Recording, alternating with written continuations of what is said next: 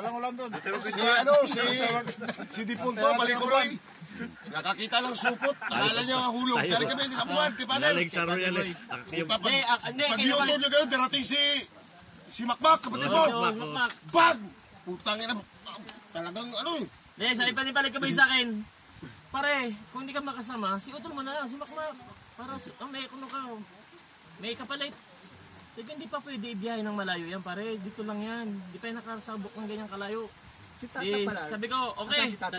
Max, sama ka? Oo, sama ko. Tay lang yun. Siya pa nag-encourage. Nung nabangga siya ni Makmak, sabi niya ni Makmak, Pati si... tangina mo, Makmak! Hindi, ito nangyari. Iskalahin mo ba eh? Tinabi namin yung motor. Tinabi namin. Ano ko diba? Highway. Tabi namin ang gano'n. Mamaya dumating si Tatang. Anong nangyari?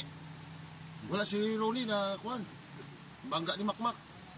Sige, galong-galong si Tatang doon sa may ginagawang si kuhan, bahay. Saan ang karpintero?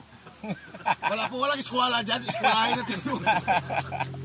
Wala na sa hulog. Hindi, nag-rescue yun. Hanap ng hilot, hanap. Hanap maghilot. Hanap. Tapos si Makmak sumunod. Hataw. Si Makmak naman, hataw doon sa ditor. Talon doon sa ilog. Sa ilog, sa tulay, nalaglag. Balik ko. Naku, puta, problema naman. Patay na talaga. Umano doon si Makmak.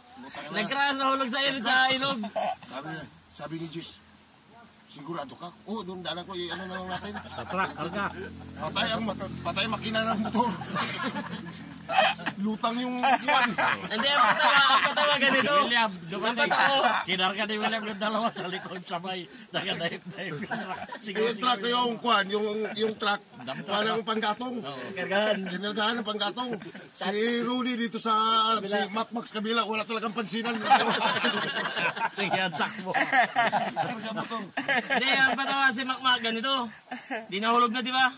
Ang gago pala, hindi marunong lumangoy. Nakatungkol siya sa motor. Wala rin pala, manggandito. Kapag may dumaan truck siya, tulong!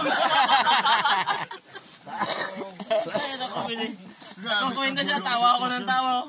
Laksan nyo rin ang kwento nyo, hindi marinig.